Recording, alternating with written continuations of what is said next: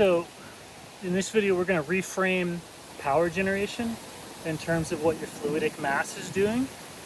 So instead of, most people analyze their punches in terms of like what the mechanical body is doing. Is your elbow up or down? Are your hips connected? All this stuff that people kind of think of as technique, right? None of that's wrong, but we're just going to reframe that and see it differently in terms of what the fluidic mass is doing, right? So the easiest way to feel your fluidic mass is to rest as awareness on top of your being. And so your awareness is forming a sheath over your being, kind of like the surface of water. And so your awareness is going to rest on that which you are, right? So just sink, okay? So that sinking, or that sense of being, is your life force. It is your metabolism, and it's in the water. Could go into more detailed explanations of like what's going on inside of the water. Your metabolism. How does your metabolism give rise to this? But without having to explain that too much, it's the activity of your metabolism is in the water. And so when you rest as what you are, which is your breath, that resting falls on top of that water. So when you feel that, you're a weird shape, right? But on average, you still average out to like a wave. It's like this. You're just a wave coming up out of the ground.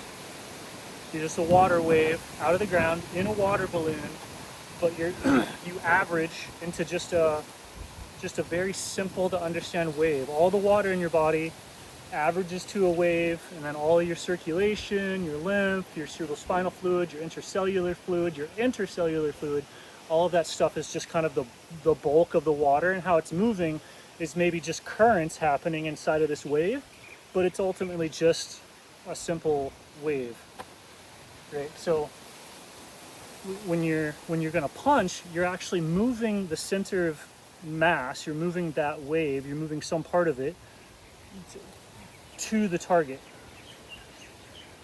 right? So a jab, or doing something like this, for instance, you can do things like this, and this feels like having some of the water come from out high, go whoosh, and it kind of flows out that way. Right? So you'll know anytime you do a reaching, the water in the body has to react to that reaching because your center of mass shifted. So if you have a weight and you hold it out here, your center of mass is going to shift that way. Right? So ultimately, to touch something, you have to shift your center of mass to it. Right? So there's different ways that this can happen fluidically, one of which is the flowing. So you have a center of mass here, and you have to flow into them. The other one is the whole wave has to move. And so that is, you feel the wave move, and the center of mass is maybe right here, and I'm going to move that center of mass into the bag.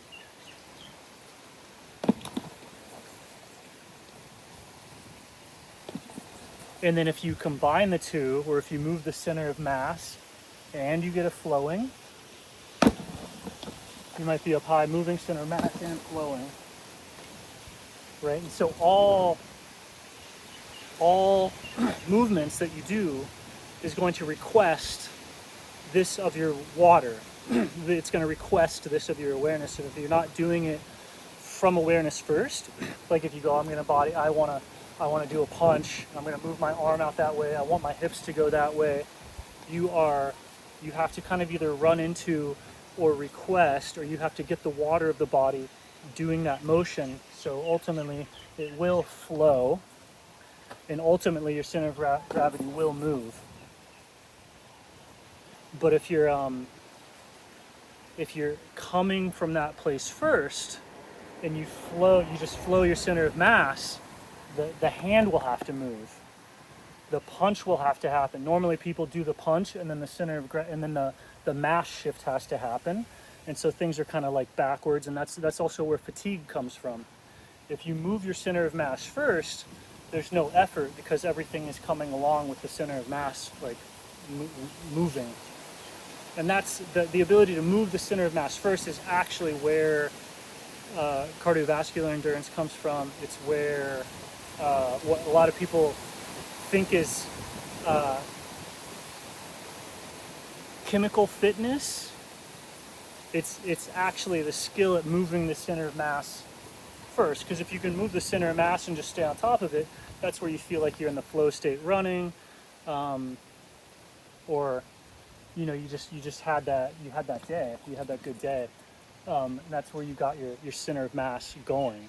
Like when you exercise or warm up or whatever, it gets your blood circulating, and so your center of mass is moving a lot even while you're right there. And that movement of the center, the preemptive movement, is what allows for more explosive, like physical activity where there's less delay. Like that's why people warm up before athletic performance, is that it's getting the center of mass, aka all the water, it's like circulating, it's moving already, so then it's not as big of a deal to like get it to go from rest to I want to move. If I'm warmed up, everything's moving in a circle already, not that big of a deal to request that circle just go that way. You just kind of intercept your heart rate and just ask it to go that way. Versus if you're not warmed up, you kind of run into the heart, and then that's when all the blood comes with you. Right? So it's a big shift. It's not that hard. It's a pretty easy shift. Once you shift there,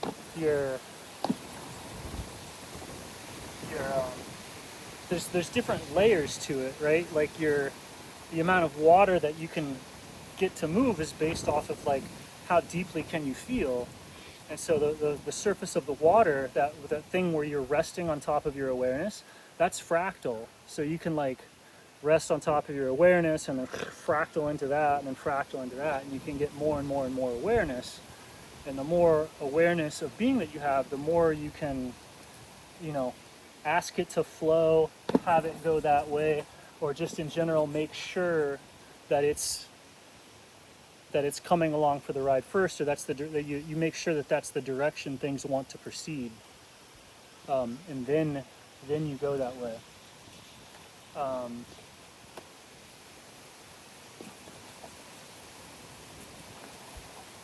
And so, yeah, for like a jab, you can practice, like the more you get warmed up, you are your awareness. So as you get warmed up, as you become aware of the awareness in the body, your decisions are correct technique. Like if you're properly warmed up, there's no technique because you're moving your body from the location of correctness. It's like there's a phase shift. At least with people that are like skilled or in shape or actual professional athletes or whatever, or people who are actually fit, you can move from the heart, or you move from awareness, and at that point you're as correct as you're going to be. And then the more that you practice, the more it kind of like drives awareness, or you notice, is a better word, you notice the awareness that's like deeper and deeper in your legs, or deeper and deeper in your muscles or your brain, and you can all of that starts to participate more and more and more with whatever movement that you're doing, like in this case a jab or a punch. And so that's just a really good frame shift, because it's like that water is the place that makes all the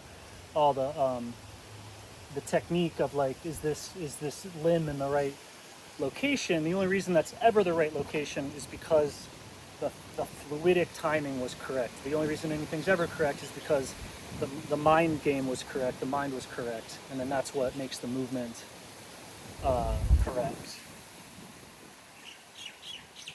And so this being, the awareness being invisible to people, makes this kind of like a realm of superstition in a lot of different fields, a lot of different types of training or practice. Just kind of, based on superstition from the mind being invisible or non-tangible.